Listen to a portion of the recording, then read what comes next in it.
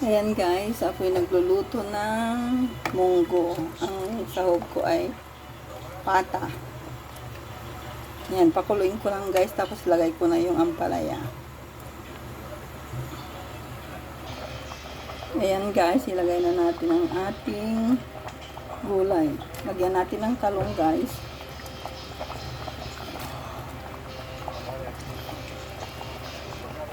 And then ampalaya.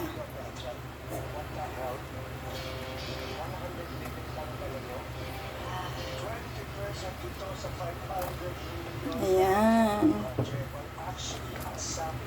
Sarap yan guys kasi ang daming sahog. Ayan, pata.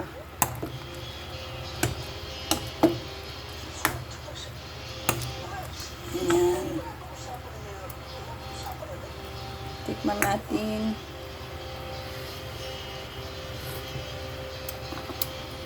Sarap.